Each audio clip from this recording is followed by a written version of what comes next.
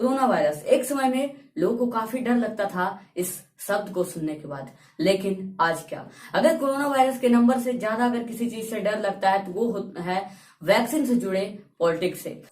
Report ये बताती है दोस्तों कि आज से लेकर 5 दिन तक हमारे यहाँ वैक्सीन की अभी स्टॉक है और उसके बाद वैक्सीन की शॉर्टेज पड़ जाएगी, कमी पड़ जाएगी। लेकिन आज भी दोस्तों हमारे देश के अंदर 1.5 lakh case per day increase होते हैं और पर डे लोग पॉजिटिव पाए जाते हैं। तो क्या ये तो सिर्फ एक नंबर है? ये इंसानों की मौत की दस्तक देती हुई जा रही है और 1.5 लाख आंकड़े में कितने लोग मारे जाते हैं प्रतिदिन, 1000, 100 लोग हर सिटी से, हर स्टेट से मारे जा रहे हैं दोस्तों। ये कंडीशन है हमारे देश के अंदर आज, जिसको हम एक समय में कहते थे कि लॉकडाउन को हमने बहुत अच्छे से पालन किया और इस कोरोना को हमने रोक लिया। वो कहीं ना कहीं इस बात में कितनी झूठ है वो आज हमें आईना दिखा रही है दोस्तों। ये कोरोना वायरस की दूसरी लहर आके, सेकेंड वेव आ गई है दोस्तों, लेकिन आज भी हम वही प्रिकॉशन और को केयरलेसली से, जिस तरह से हमने पहले ही पिछले साल 2020 में जिस तरह से केयरलेस तरह से हमने प्रभावी हमले शुरुआत में की थी, आज फिर 2021 की शुरुआत में भी हम वही करेंगे और उसके बाद फिर लोग समझेंगे। आज भी दोस्तों भारत में कुछ ऐसे भी स्टेट हैं जहां पे वैक्सीन की शॉर्टेज हो गई है। लेकिन अगर आप ऐसा सोच रहे हैं कि हमारे स्टेट गवर्नमेंट और सेंट्रल गवर्नमेंट और उसके साथ जितनी भी कंपनियां हैं जो वैक्सीन बनाती है वो हाथ में हाथ मिलाकर काम कर रही है, देन यू आर रॉन्ग। ऐसा नहीं हो रहा है और वैक्सीन पे हम लोग हाथ में हाथ मिलाकर हम लोग काम नहीं कर रहे हैं। ये हम लोग केयरलेसली से जिस तरीके का हम लोग एक उदाहरण दे रहे हैं वो काफी शर्मनाक है यहाँ पे दोस्तों, और दर्दनाक इसकी कहानी होने वाली है।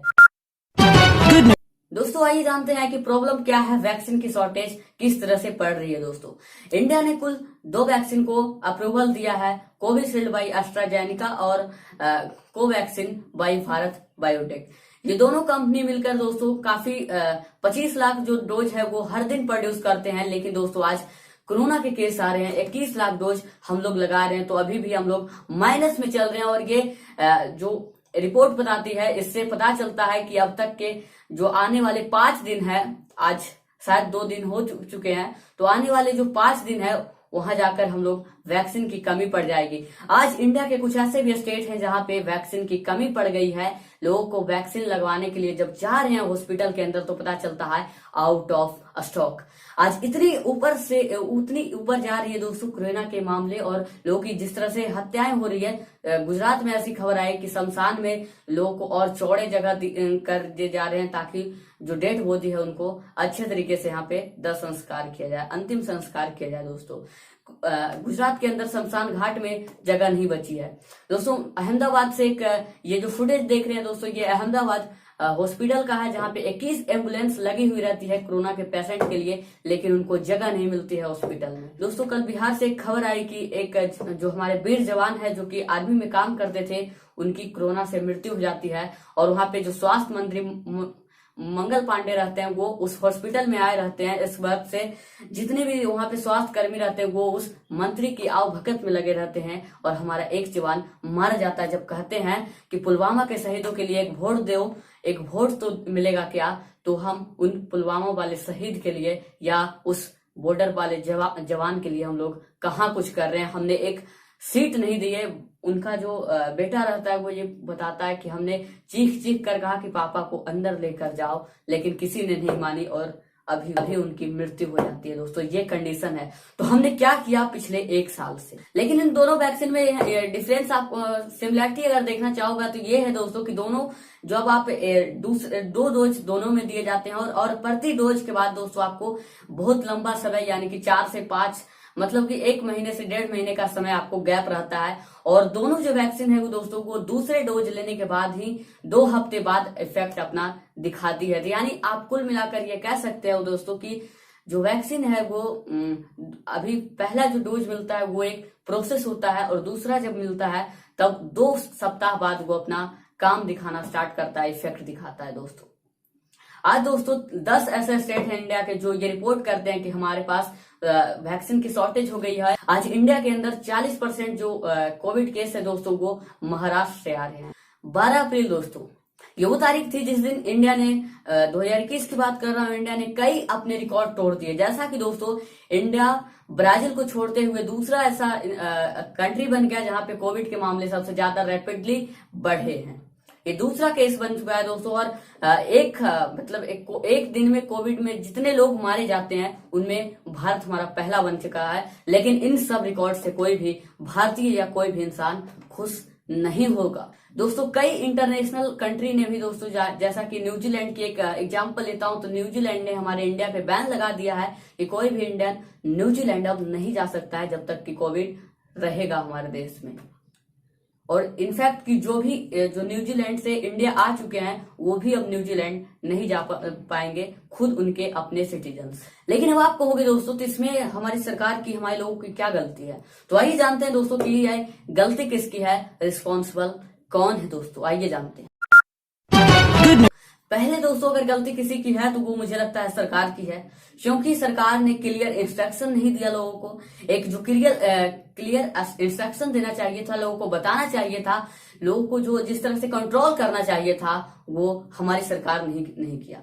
एक तरफ हमारी सरकार बोलने पे, इंस्ट्रक्शन देने पे काफी अच्छी जाती है, लेकिन इंस्ट्रक्शन प्लस एक्शन में वो गड़बड़ा जाती है दोस्तों। एक समय तो दोस्तों दिन में हमारी सरकार जो है वो 50-25, 3-3, 4-4 रैलियां करती है और 50,000 वाली भीड़ में रैली करते हैं बिना मास्क के, बिना सैनिटाइजर के। और वही रात को आकर एक टीवी पे प्रेस कॉन्फ्रेंस करते हैं, उसमें बताते हैं कि हमें 2 गज दूरी का पालन करना चाहिए, सोशल डिस्टेंसिंग रखनी चाहिए और मास्क लगाने चाहिए। तो इंस्ट्रक्शन तो हम दे रहे हैं लेकिन खुद की एक्शन बहुत खराब होती है दोस्तों। मेरे एक टीचर हुआ करते थे और आज भी हैं, जो एक बात कहा करते थे जब क्लास में आते थे, तो वो एक ही बात कहते थे कि देखो अगर आपको किसी को बदलना है तो पहले आपको बदलना पड़ेगा, आपको दिखाना पड़ेगा कि मैं अच्छा हूं या मैं बुरा हूं, तभी वो आपसे इन्फ्लुएंस होगा। जैसा कोई एक एग्जांपल देते थे कि मान लो अगर मैं जो हूं वो आकर आप तुमसे कहो कि सिगरेट जो पीना है वो गलत बात है और सिगरेट काफी हानिकारक है हमारे के लिए, और हम सिगरेट फूकते हुए, तो क्या तुम हमारी बात को मानोगे? तो यही सेम सिचुएशन दोस्तों हमारी यहाँ पे हमारी कंट्री के साथ हो रहा है। हमारे प्रधानमंत्री जी कर रहे हैं और हमारे जितने भी दिग्गज नेता हैं वो कर रहे हैं, चाहे वो अपोजिशन के हों या हमारे खुद के जो रूलिंग पार्टी है उनसे हो। दोस्तों एक बार की कहानी भी यही है, आप लोग सुने होंगे कि ट्रेन में 2 परिवार सफर कर रहे होते हैं। तो एक परिवार का जो छोटा बच्चा रहता है वो मोबाइल में कुछ देख रहा होता है और दूसरे परिवार का बच्चा किताब लेकर पढ़ाई कर रहा होता है।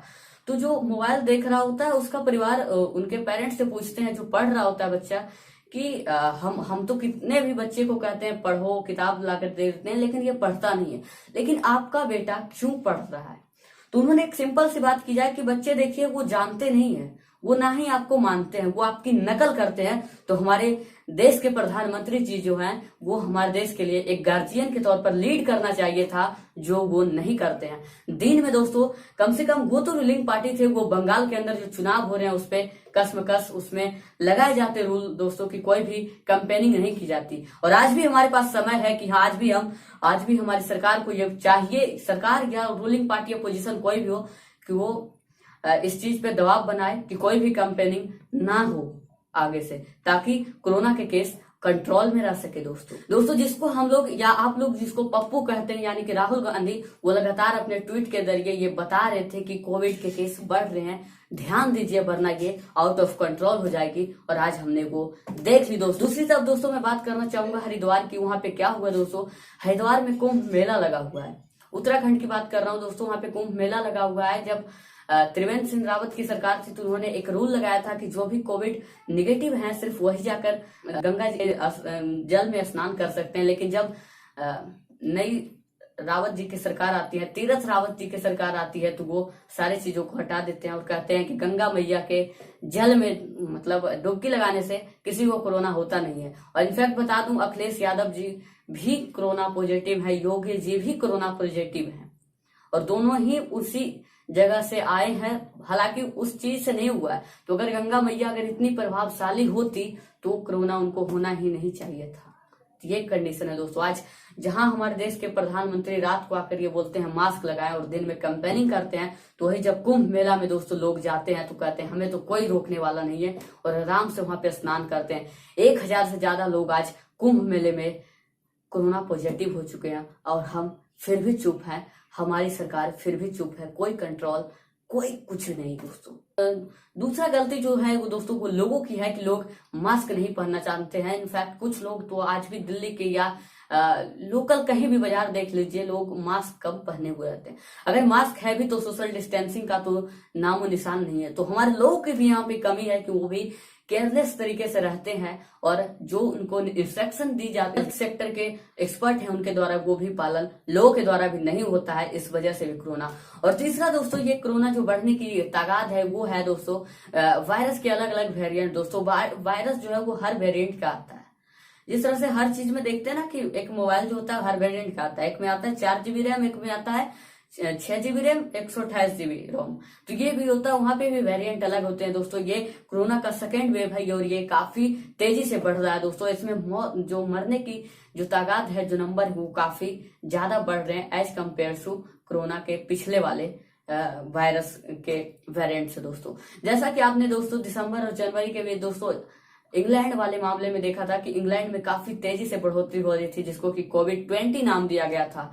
तो अलग वेरिएंट होने के बावजूद भी के वजह से दोस्तों ये ज्यादा फैलने को लग रहा है। और यहाँ पे साफ लापरवाही हम लोगों की है, हमारी सरकार की है कि उन्होंने एक साल में इंफ्रास्ट्रक्चर पे क्या ध्यान दिया।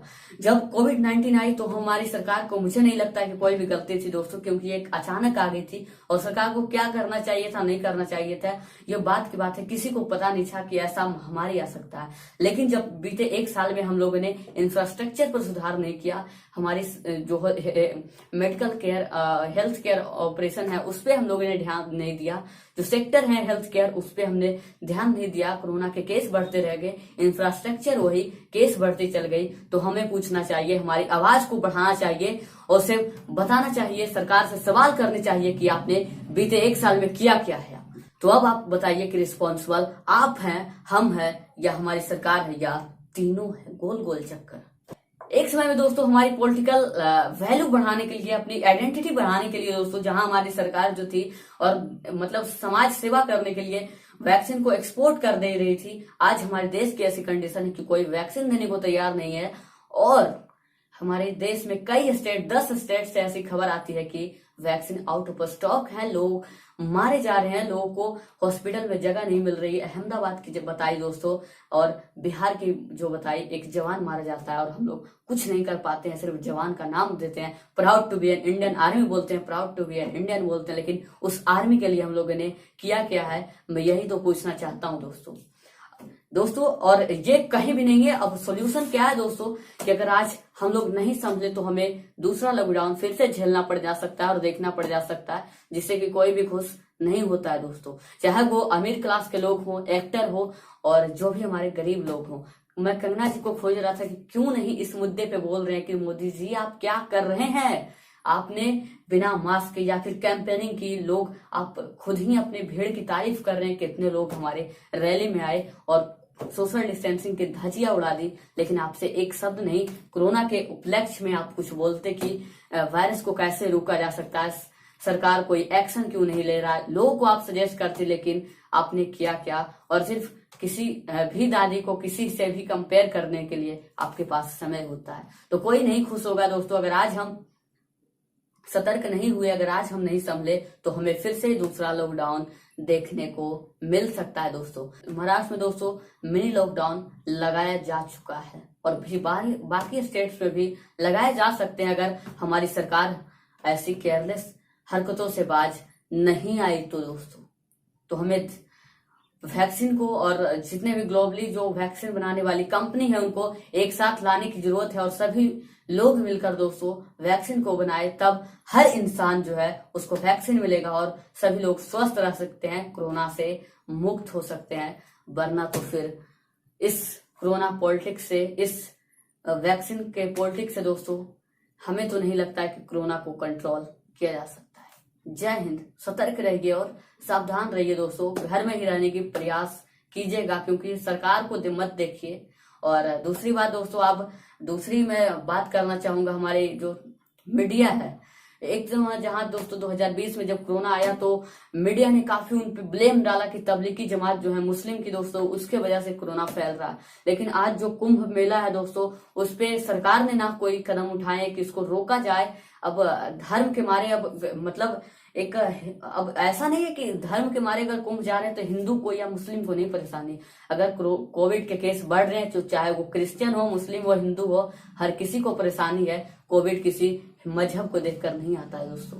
ये हमारी मीडिया को समझना चाहिए कि एक तरफ लोगों को ब्लेम कर रहे हैं और जिस तरह से कम्युनल वायलेंस जो करवाना चाहते हैं मुस्लिम हिंदू के बीच में, ये गलत है।